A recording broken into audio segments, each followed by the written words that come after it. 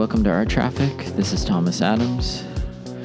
This week we went to the gallery of Juan Capistrán, his exhibition space, and called Mondahano Cell in Inglewood. Juan is a prolific and pretty famous artist that is based here in LA, in Inglewood, and grew up in South Central and went to school at Otis and master's at UC Irvine, and we had a great conversation, and we had to make this into a two-parter because it was so good. And so this week we're going to do part one, next week we're going to do part two, so enjoy part one right now, and look forward to part two. But yeah, maybe let's just start from the beginning. Maybe you were born in Guadalajara, right? Yeah. So my name is Juan Capistrán. I am an LA-based contemporary artist. I was born in Guadalajara in '76, and my family immigrated here to LA in '78. So I've been here in LA since '78. So that's like no time. Do you have any memories at all? No, my first memories are actually of being in Venice, is where we spent the first 2 years here in the States. Were in Venice and Oakwood. And it's actually kind of a funny story because we lived in Oakwood for the first year, and then we moved out of there. My parents got a little apartment just east of Lincoln on Venice.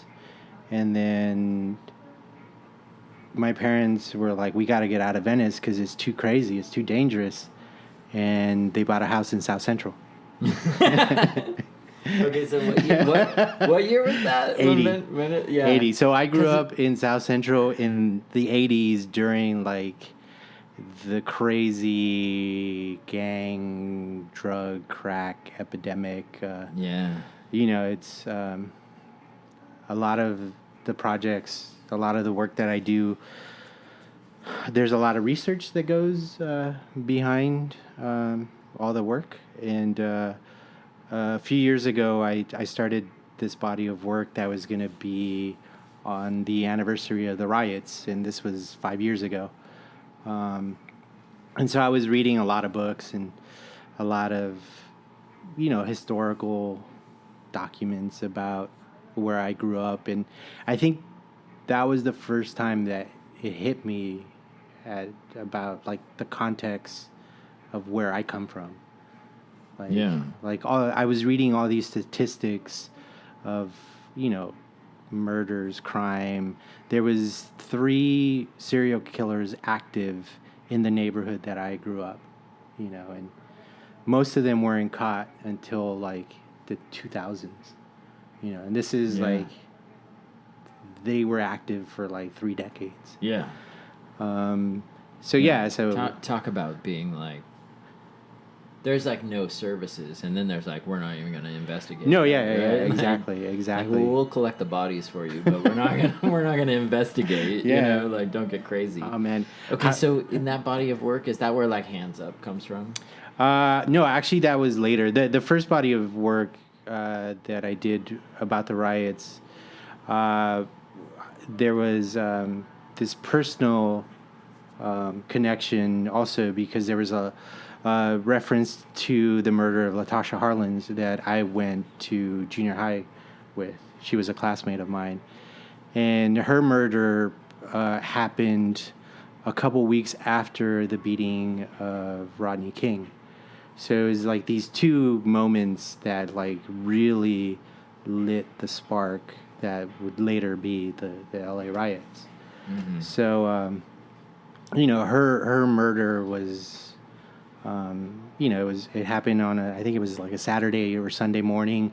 She walks to the local liquor store on Figueroa to go buy a bottle of orange juice. And She gets it from the freezer, walks up to the counter. She puts it in her bag as she's walking up to the counter, and so the clerk, she thinks that she's stealing the orange juice. Yeah. So a fight ensues. They start fighting. Latasha turns around to walk away, and the clerk pulls out a gun, and she's shot in the back of the head and collapses and dies in the liquor store. When the cops and paramedics show up, they find $2 bills in her hand, because the orange juice was like $1.50 or something. Right. So it was pretty clear that she was going to pay for the orange juice. But and not only that, but like how much orange juice is worth one human life? You know what I mean? And so that was later on, there was a trial. The store clerk, I think only got 2 years probation and a fine of $500 or something. So it wasn't because we protect money, right? Yeah, that's the whole theme of America.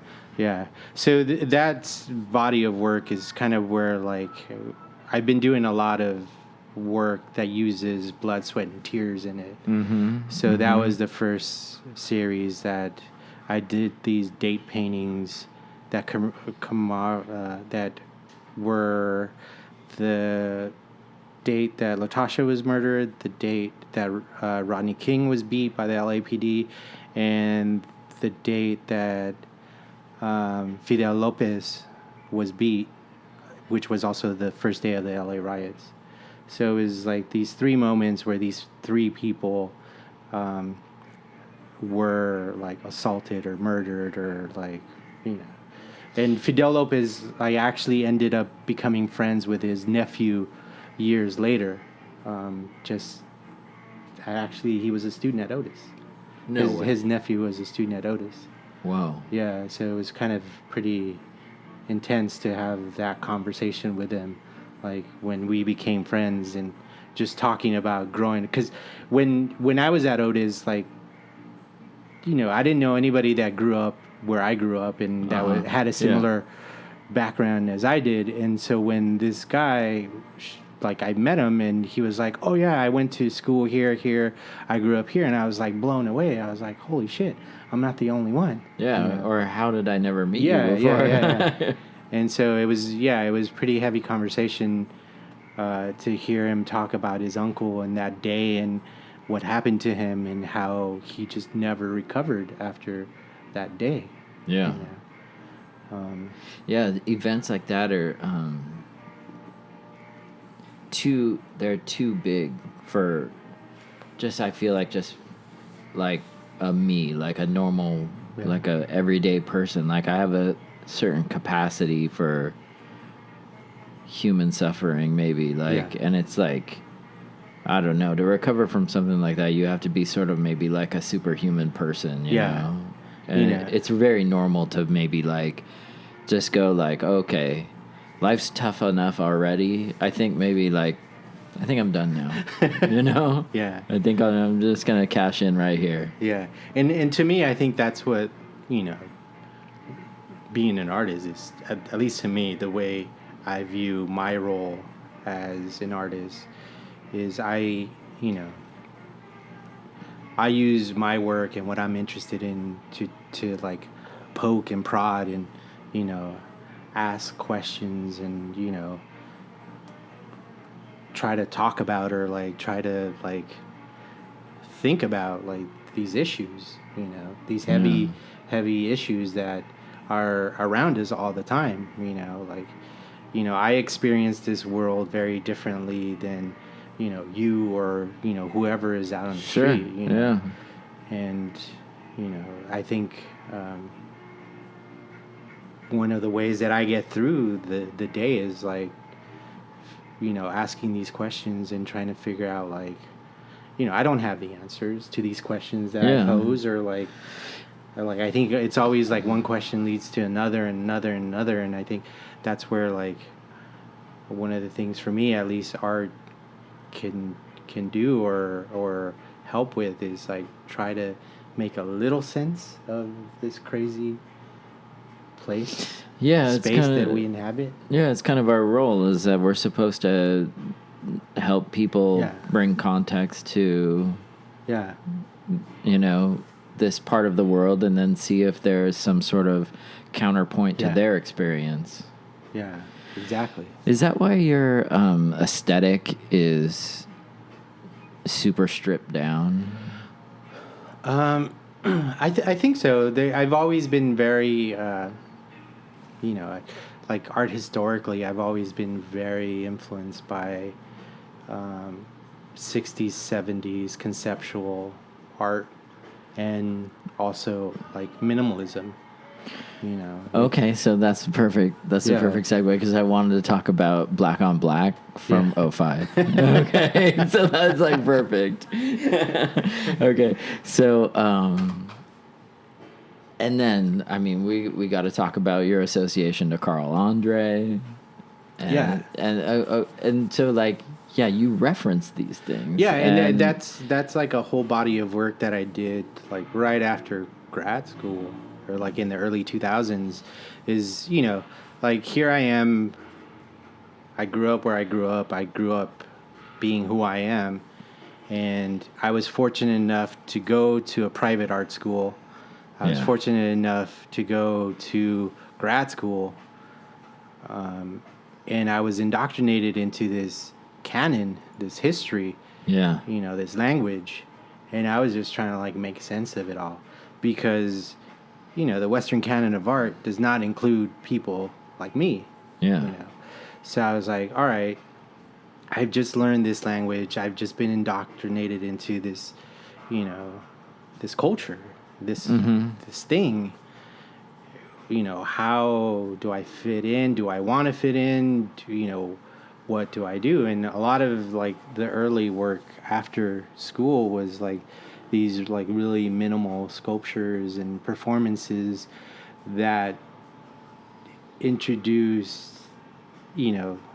my body, or like this other body, into the conversation. So there was a lot of like references to like Carl Andre, Sarah, the Black on Black is actually a reference to John McCracken and John McLaughlin. These two figures that McCracken, the sculptural planks, and McLaughlin, who did these very minimal paintings of just stripes, who was like Southern California. So actually the Black on Black is actually subtitled The Two Johns. And you bring in to your work a lot of your own pop culture references, and not just that, but it's almost like you take those artists and that art history and you're like, okay, I'm going to bring you guys to where I live, and then we'll see how we can converse with each other almost. Yeah, which I think, a lot of, like I said, or like I was saying earlier, it's like the work is about processing this information, this, what I'm experiencing. So it's like how, and I don't even want to say that it's like, high art and low, like high culture, low culture. It's just like, this is the world I inhabit now. How do I make sense of this? Like how, like I know the language, I can speak in art speak, which is cool, You've read the philosophy. Yeah. But at the same time, there's like this kind of in between space that I like to inhabit. This gray space. Where like all these ideas, all these things, kind of like collide and mesh, or they don't mesh. They like. I'm interested in where like this kind of in between space where like all this muddy stuff kind of like either does sync up, or like it doesn't sync, and then it's all fucked up and messy, and that's where like I pull from all these points of view, all these references, all these histories, where there's like pop cultural references where it's either like some reference to music or some subculture or, reference to like some like, art movement or artist or like specific or both word. at the same time. Or like some historical point. It seems like you're constantly doing that. It Yeah. seems like you're referencing several things at the same time. Like, I think Hawthorne and the Smiths maybe at the same time. And then it like Nathaniel Hawthorne's and that was like this series of photographs that's actually the first body of work that I did after the work that I did for the 20th anniversary of the riots. Like after that body of work, I just like went into like this deep like black hole where I was just like, why am I making art? It doesn't even fucking matter. Like the world is fucked. Like everything's like fucked. what happened? The work was really strong. Like it maybe you should have been a little happy. Like maybe you should have had like a feeling of accomplishment after that. And so it's like, and it was also like how I was, how I said it. It's like I just finished like a year of reading like all these crazy like histories of South Central and just like it just like and then also just the videos that were out there and available just watching, are gnarly. You watch all this footage of the riots and all this violence, and then I just things that you repress come back, and then you're just like, fuck, like it hit me like, like, and also it's just like after so many years of being removed and, finally like therapy kicks in and like I'm able to deal with shit that I hadn't dealt with in like over 20 years. And I'm just like realizing like, fuck, I grew up in a fucked up place in a fucked up time. Yeah. And so like at a certain moment I just had to like hit stop and like reboot. And so that body of work is the result of all that violence like processing in my brain was like this series of white photographs about kind of this idea of like erasure and like tabula rasa and this idea of like starting new again. Like all those photographs were these objects that were iconic, to me, iconic objects of revolution and resistance. They were a Molotov cocktail, Mao's Red Book, a brick, which the brick actually ended up making cameo roles in 4 bodies of work after that. And the brick was specific, it was a specific reference to the riots. Yeah, and I want to just, for everybody that might be watching this, if you can go to Google, look up Juan Capistrán, and I conclude that All Is Well is what you want to look up, and then you can see what we're talking about. Which is actually really hard to see. Like, those images are really hard to see online because they're just blown out. Okay, but that's kind of what I love, because that was the point. White Riot versus Los Angeles is kind of like one of those pieces where it's just all like, oh, that's a white on white piece. Like, I mean, like, did you have a moment, because you make this knowing this is going to be impossible to document. Like at some point you were like making this work going like, oh, this is going to be, unless you're in the presence of this work, this white on white work, like. So, like, what do you think of that? I mean, you're conscious of everything that you do. No, like, your aesthetic is super controlled. Yeah. So, no. It's like. So, what were you thinking at that moment? Where you're like, well, fuck it, I don't care if you can't document it. Which is, I actually later on after I did that work, a couple years later, I was nominated for a grant, and they were like, upload these images, blah, blah, blah. And I upload images, and I get a call, and they're like, hey, we can't see these images. Can you Photoshop them so they're visible? And I was like, no. That's actually something I can't do. If I Photoshop them, then I've completely changed the work, that is the work. That is the nature of the work. That's obstinate, man. Yeah. That's like, it's like. I didn't get the grant. You know. Why? I can't figure out why. But okay, but that does kind of like bring, now that we're talking about, you know, art world mechanisms, and we're going to get back to like other stuff as well. But, so you've shown in some prestigious shit, like, bottom line, you have. But, and you've shown at some, like, pretty badass galleries, you know, like, high-end galleries that people would want to, like, show in, like, Thomas Solomon, like, people would want to just show there, you know? That's access, you know? And then you've been in, like, Made in L.A. at the Hammer and, like, big-time shit. Like, is that... I'll be showing at Mocha Detroit in September. You know, boom, and they don't want me to Photoshop my images. You know, like I said, it's like I've been fortunate and privileged to do what I do and continue to do what I do.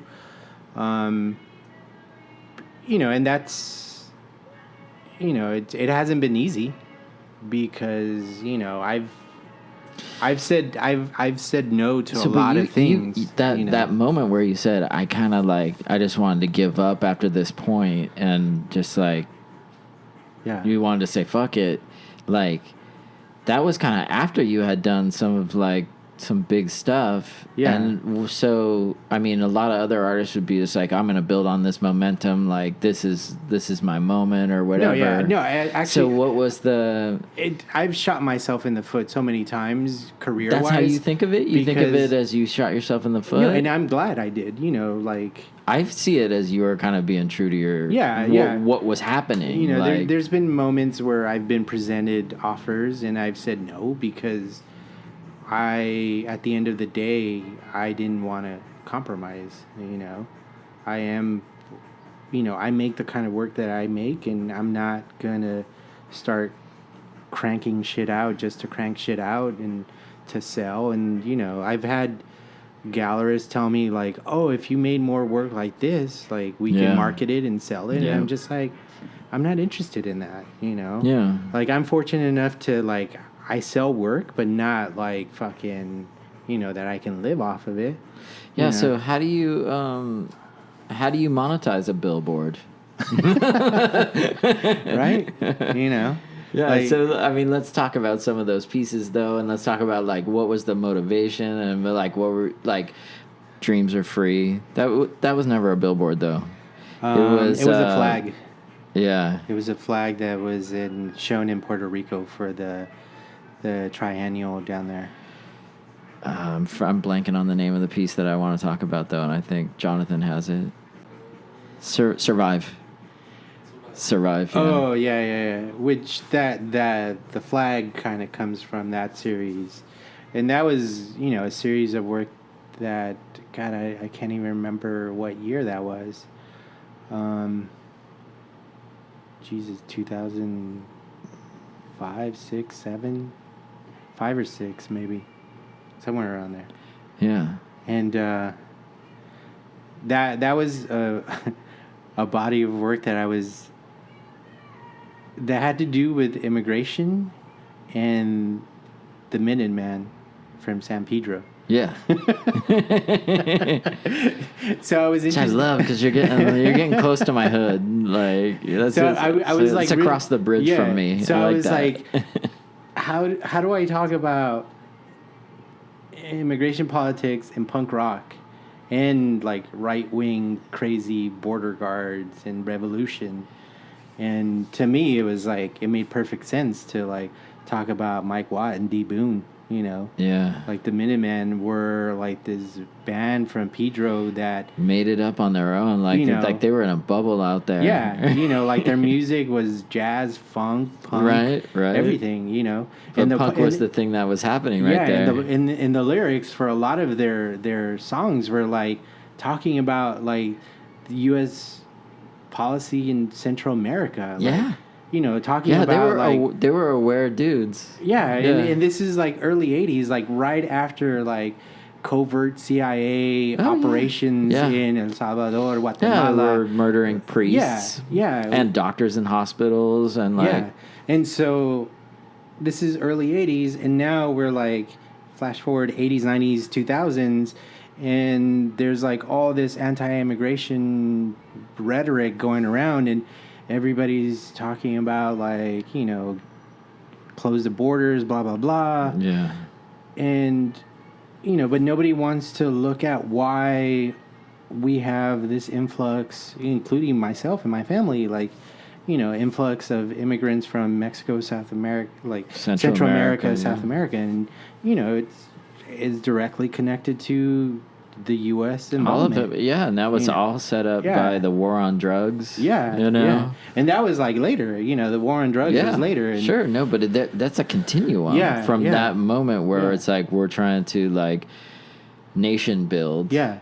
Exactly. Down there, and then it turns like the war on drugs is just a continuation of nation building. Yeah, exactly. You know, it's just a different way because drug cartels just came into like there was some power vacuum going on there, and they, you know, kind of happened into this, and then the United States was like, oh, now we're going to need to control that too. Yeah. And then they just parlay all of that into the prison industrial system. It's like power is just opportunistic as much as any other thing is. Like business is opportunistic and whatever. Like people want to say it's like a big conspiracy master plan. It's not really. It's just more like we just take whatever influence and power we have and we just apply it. Yeah. Yeah. This is super simple. Yeah, and that's what like a lot of the work from that series, you know, was taking like these ideas and just really simple kind of play on words and language, you know, because the Minutemen at that point had become synonymous with like this right-wing border guards. So, you know, I had this funny moment at one point in, you know, the early 2000s where I'm wearing like a Minuteman t-shirt of the band, and my mom is like, what are you doing? Like, why are you wearing that shirt? Like, and, you know, I explained to her, like, oh, no, this is a band from the 80s. And so are your parents pretty politically aware? Do you get some of your stuff from that? It's my parents are actually pretty interesting because, you know, they're fiscally conservative, but surprisingly liberal. You know, especially them being who they are, and you know, my parents were very supportive, at least with me. Like, I'm the youngest one in the family, and you know, as a kid, you know, like how I segued into art was my older brother was an amazing draftsman who, like, I grew up watching him draw. And if, you know, things were different, he probably could have gone to school and, like, could have been a mechanical engineer or an architect or something. But, you know, things were the way they were, and he couldn't go. It was just that moment in time. Yeah, and then, you know, I had an older sister who was also into arts, and she was able to go to school, and she majored in design. And she actually, when I was in high school, she was, like, the first person to expose me to like contemporary art.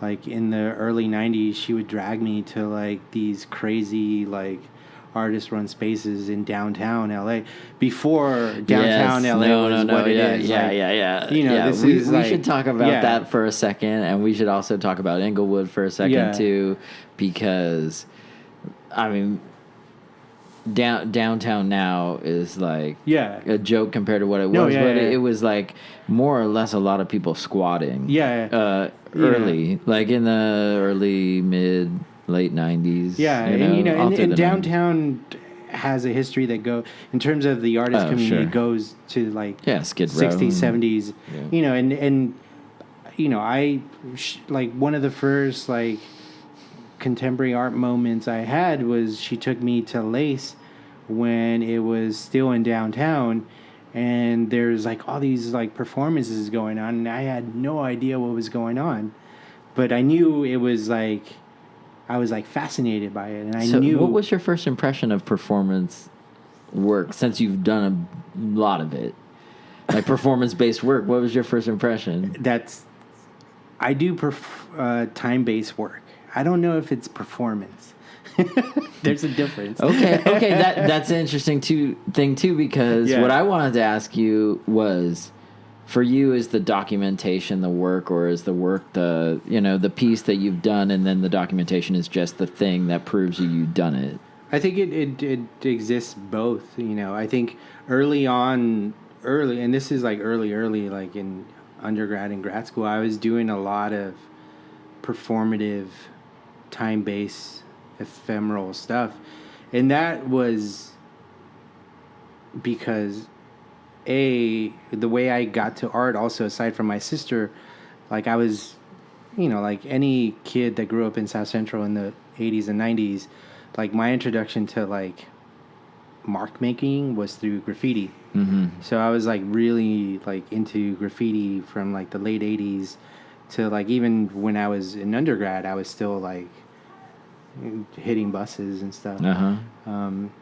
So the idea of like doing work on the street and doing like work that was ephemeral and transgressive, that was what influenced all the like early performative work. Okay. Yeah. So at this point, if you're listening to this, you should go online and look at the breaks. Yeah, where that's the perfect example of what we're talking about. Yeah. So for you, I mean, that seems like it's more about the number 25 than the time, maybe?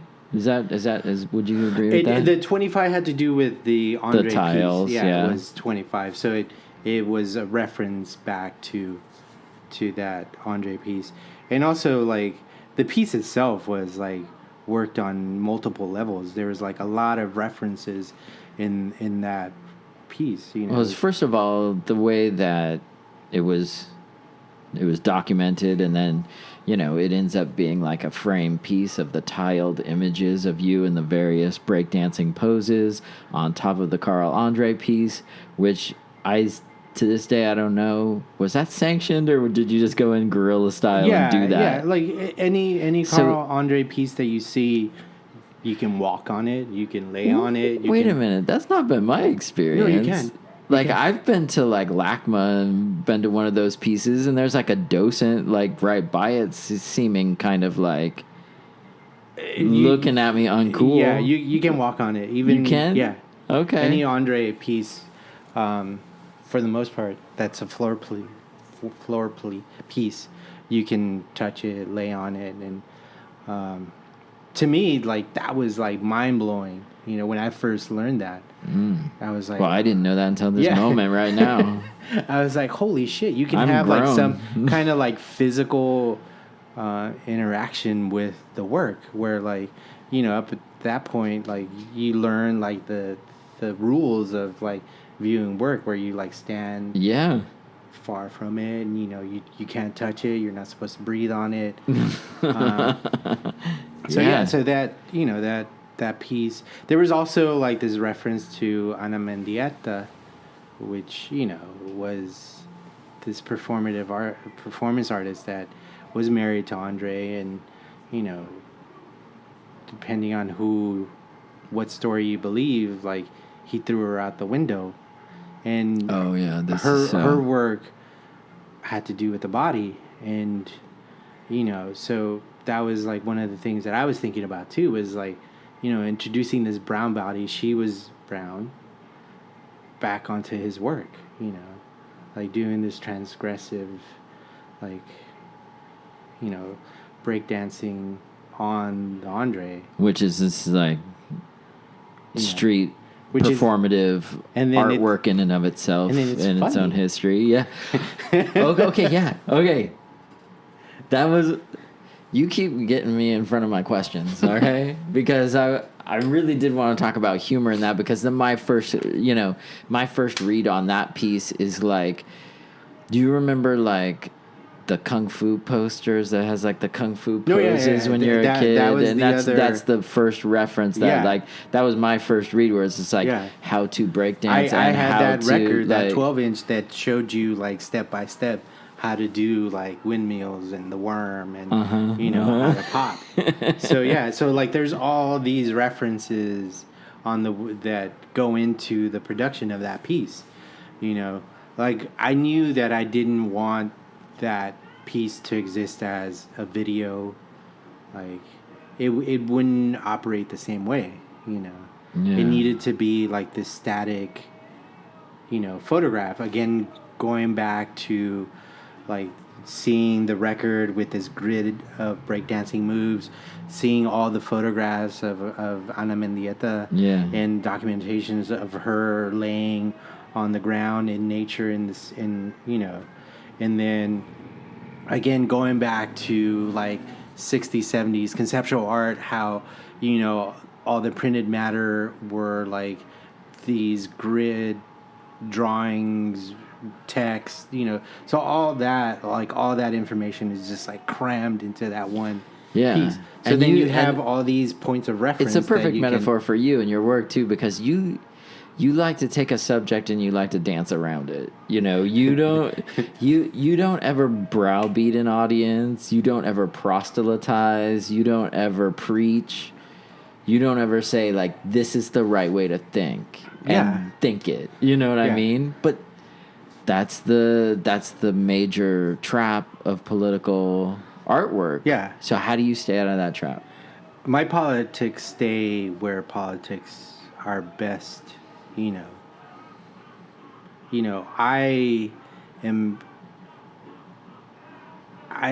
Since probably the riots or leading up to the riots was when I became politically active or like politically aware. Yeah. And so there is a politic in my work, but it doesn't function as political work because then it's propaganda. I am very political and but I think my politics and to be an activist is best suited in this part of my life, and art and what I think about art and what I think art is operates in this part of this other side. I think if you start like being very dogmatic and didactic, then the work doesn't work. It doesn't operate as fluid and as, at least for me, like art is this way of sending information or ideas out. So I think that's one of the reasons why like I always put so much information and references. There's like all the art historical like personal references in the work, and then there's also every piece has like one very personal thing in it that like maybe one or two people in my life will ever know what that is. So to me it's like, how can I fill what I do, like my work, with enough information that will like ripple out to the world? That's what I'm interested in, is how do I disseminate this information out? That's like one of the ideas behind like this space, like that's why it's called Cell. Looking at it in like a biological sense of what a cell is, and also like if you look at it as a kind of clandestine cell, and also as that's the courthouse back there. That's the Inglewood courthouse. Yeah. There's jail cells over there. Yeah. So like even this space functions on multiple levels and multiple like histories. Yeah. So I'm in and it all comes down to like language and how you can use that language and how you can use language to get these ideas out into and like say I don't know, whatever work somebody sees of a piece that I've done, somebody goes up to it, it's like an old piece like White Minority, which was this kind of like, there was an obvious reference to Black Flag, and then there's also a reference to Frank Stella. So like, people will get those first two references, and then they'll see that like in the first 3 seconds that you spend looking at work. Sure. Okay, that's it. And then you go back home and, I'm hoping that, that White Minority, Black Flag, Frank Stella, like these things are like playing in your head, and, that will somehow lead you to these other ideas or like these other thoughts, like what does it mean, like a Black Flag, Frank Stella, that's like talking about so you're really reliant on your audience to complete the work for you, almost like that's gonna happen regardless, like I can say the work is like about a million things, and like somebody will come up to it that has no idea like what I'm talking about, and the work is gonna mean something completely different to them, so like all I can do is kind of put markers and kind of directional signs to say like, go this way, think about this, how about this over here, like, like I'm just hoping that there's enough information there that will like activate something in the viewer that will like,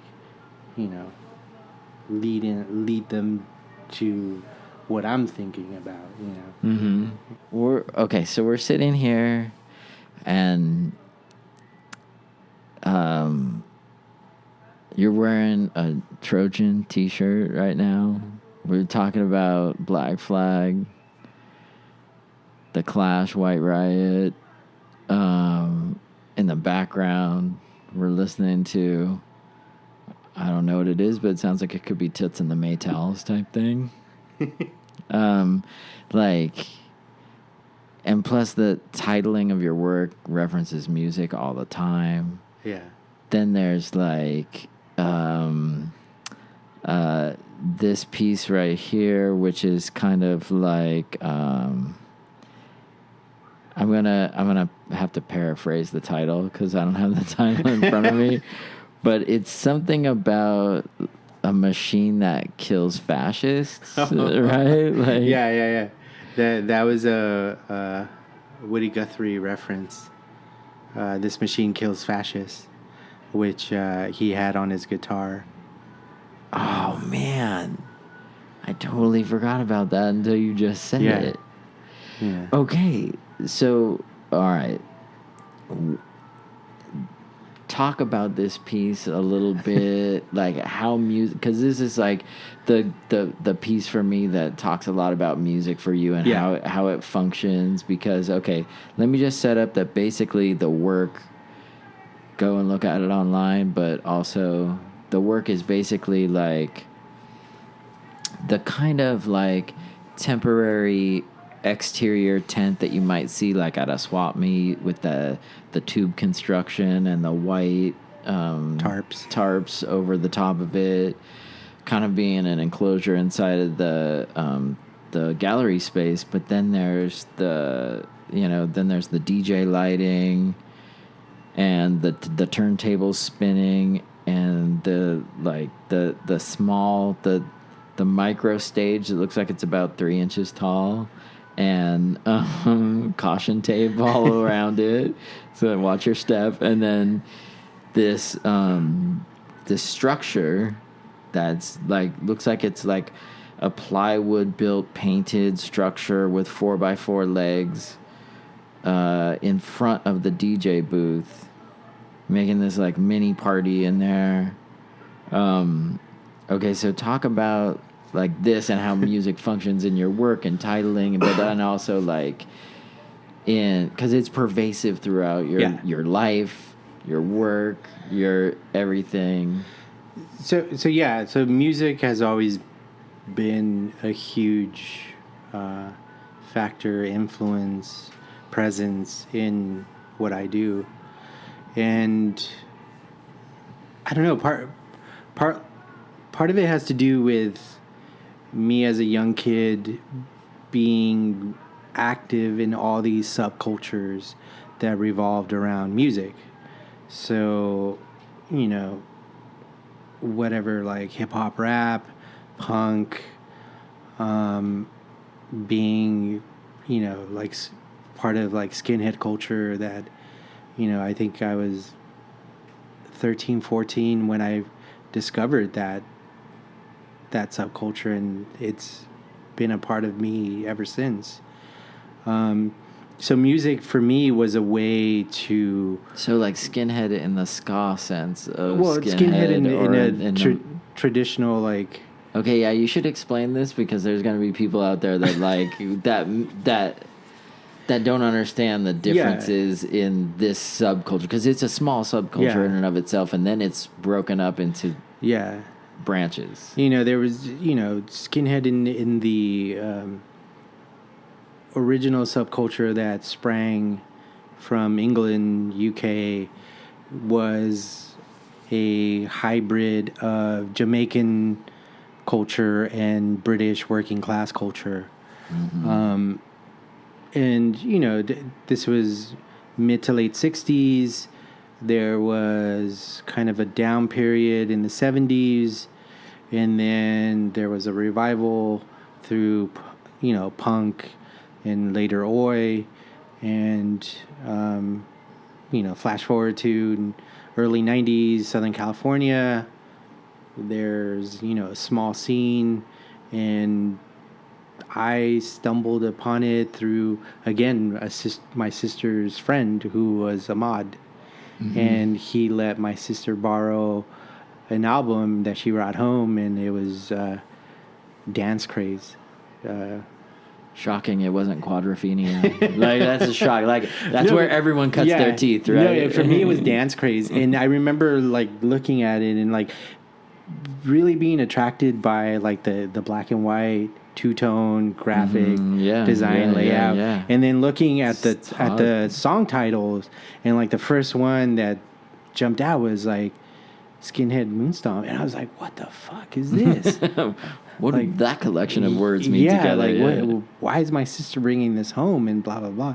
And, you know, and then, so, like, those things, like, I, like, gravitated to, and, like, you can see how, like, it's things that, like, still influence me. Was, like, here's these two cultures that you don't think would ever, that there would be any kind of intersections or any way that these things would influence one another. Yeah.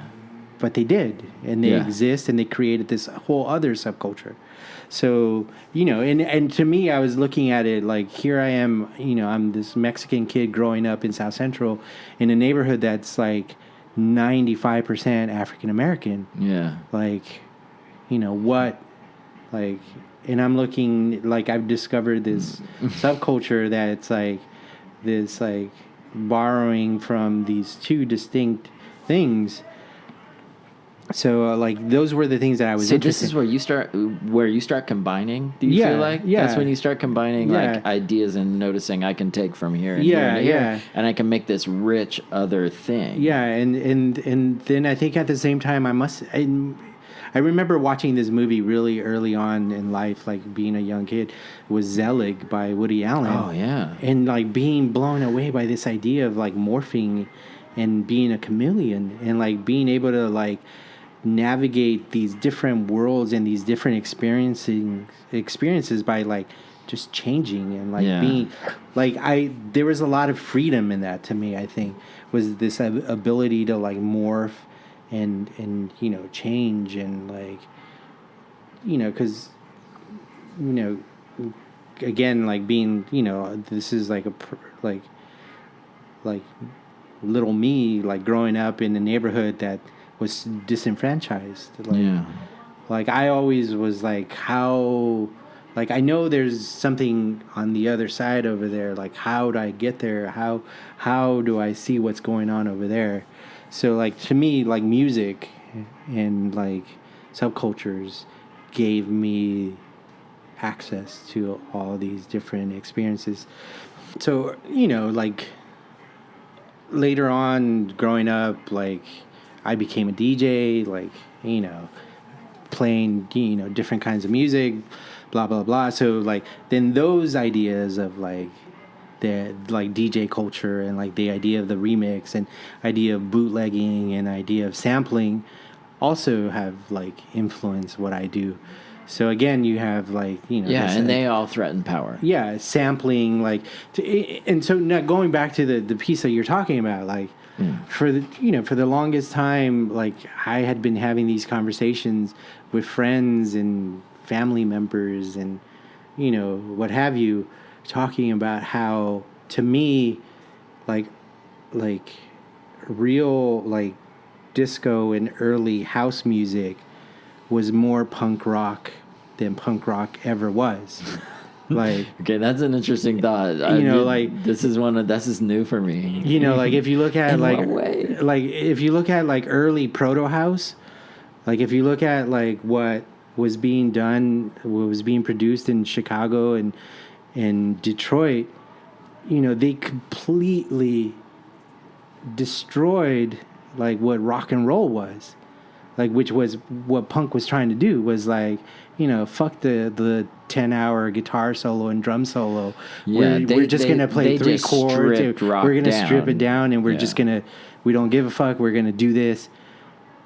And they threw out craftsmanship and musicianship and all that virtuosity.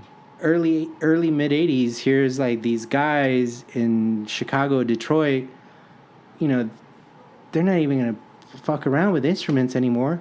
They're going to take this drum machine, this bass synthesizer and keys, and they're just going to create this music that is so way fucking beyond anybody's like comprehension. It's just going to completely like change the whole course of music.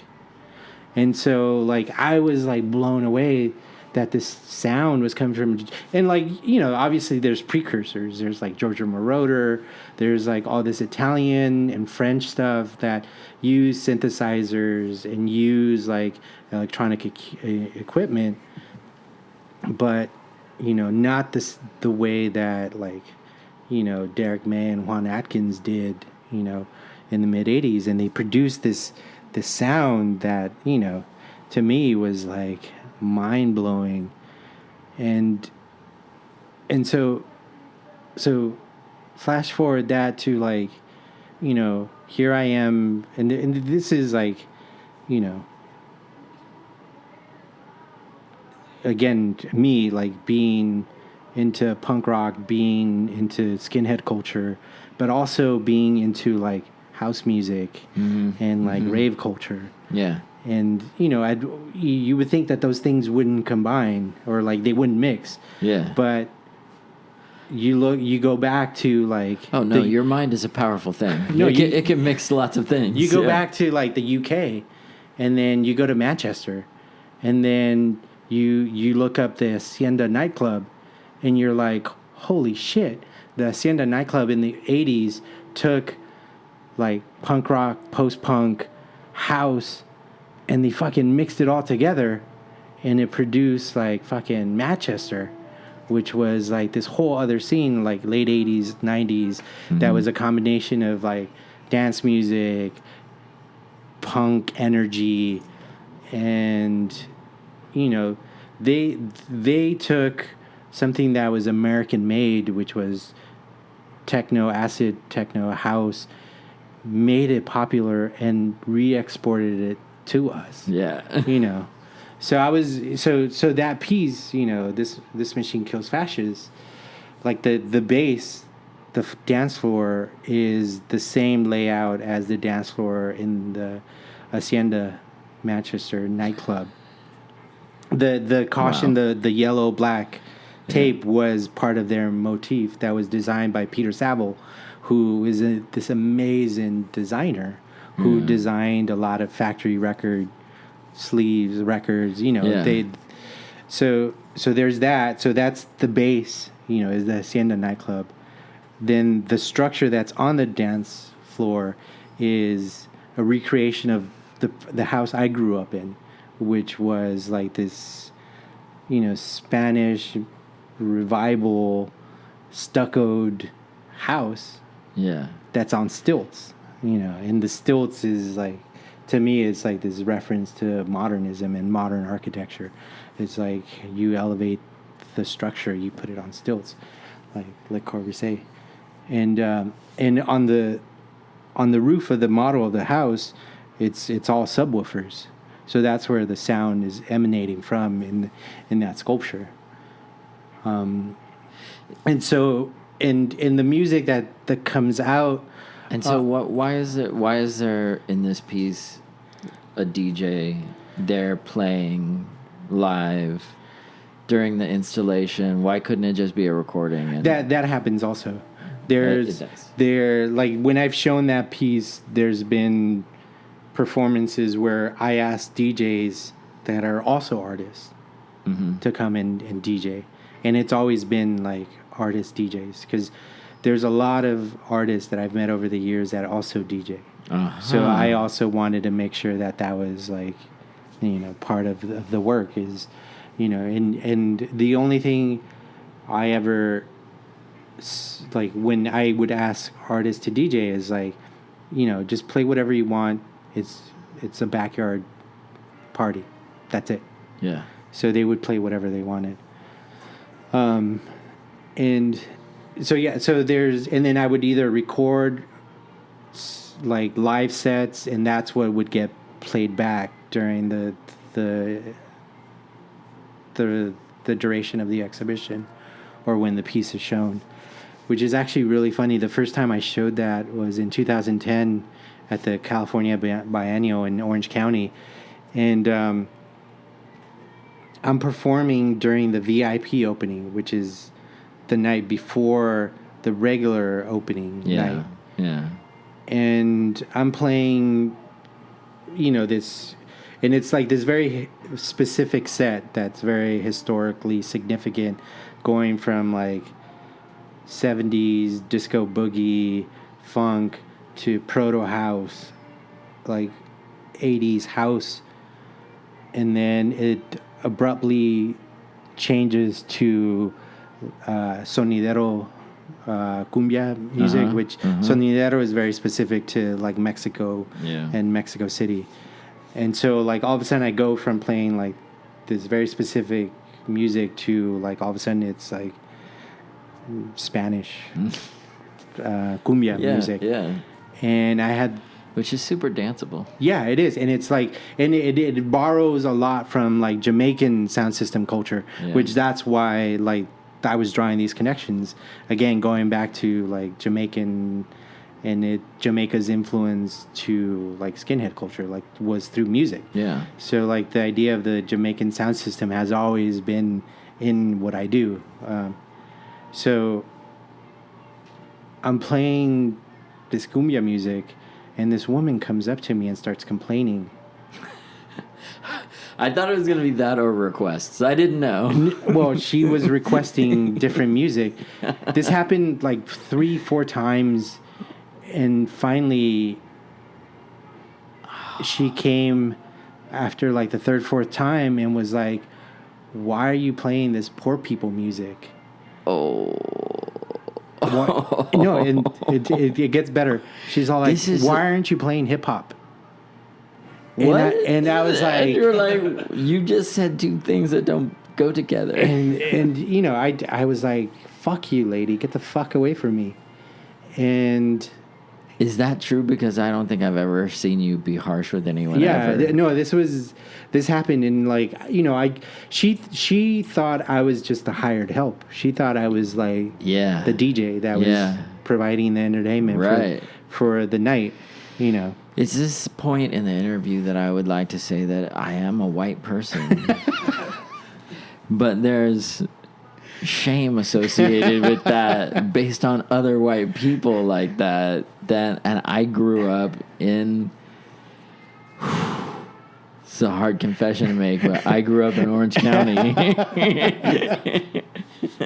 And I want to tell you, though, that I grew up like an Irish Catholic kid with nothing. And like, so it's amazing that like all the music references we kind of get, like, because I feel like the artists, like wherever they are, especially in embattled places like Orange County, like when you're like all of the little like skater, burnout surfer, like music, art kids all kind of like band together. Yeah. And then we just get like constantly that stuff happens like all the time to us, and we have like the menial jobs where we like we wash the Mercedes and we like do those things. And we spin the cotton candy at the carnival for them. You know what I mean? So like these are like not unknown like experiences for me. So I can't apologize for them, even though I want to. Like, that's my knee-jerk reaction. The funny thing is that I walked right into it because I knew that I was setting myself up for that. You did? Yeah, because I had this conversation before, like, I showed the piece. Like, I was talking to a friend of mine, who's a dear friend, mentor, and he was telling me, Juan, you're opening up a door that you're just gonna, you're just walking a very tricky line that's not. And he called it. He knew that was going to happen. And I knew myself that I knew that I was very. I didn't. I think I would have walked right into that like with wide eyes, like, what's happening? But at the same time, it was like something that it was a piece that similar to. Like, I don't know, like, over the years, like, there's very specific bodies of work that I know, like, after that point, I went in this other direction. So that was, for me, was like, once I do this piece, I'm going to go off in this other direction. So did she press charges? Like, after she regained consciousness? And you no, it was really funny because... silly? I couldn't stop the performance, and did you do the DJ blow off? Yeah, like the head nod. Like, I can't hear you. I kept doing that, and then finally, when I heard what she was saying, I was like I threw the headphones off, and I was like, "Get the fuck away from me!" And like, I was like, "I'm not fucking playing your music that you want." And like, she was so drunk, she was kind of like, I think she was like shocked that I told her to get the fuck away. And because she's usually people do exactly what she says when she says it. That's her life. That's why I said this was the VIP opening. Yeah, because it was very specific, like museum donors, people that have something to do with the museum, artists, friends of artists. Yeah, and so like 2 minutes later, I think Hazel, my wife, was there. And I told her what happened. She was pissed. She went off trying to find her. Oh, God. And at one point, like, she must have told somebody else from the museum. But I had a couple people that worked at the museum came up to me and they were like, I'm sorry. Do you know who it was? Can you describe her? Blah, blah, blah. And to this day, I have no idea who she was or what, whatever happened. But yeah. Crazy lady, if you're listening to this podcast, please come forward. You can contact us at arttraffic@thomasadamsart.com, and we'll get whatever message you need to Juan Capistrán. No, but it's funny. It's like, going back to the title of the piece, This Machine Kills Fascists, like it attracted a fascist. Like it did its job. It killed her too. Like it pissed her off so much that she wanted hip hop. Well, she disappeared. Like, no one could find her after that. Like, there was an APB out with a description, and like, crack museum docents could not find her, So, yeah, that was a crazy story about everything that we really just talked about in a nutshell, almost. It was like privilege and weird art things that happen, and DJing and hip-hop culture and Juan's work, and all of it all kind of rolled up into one. So we're going to leave it there for this week.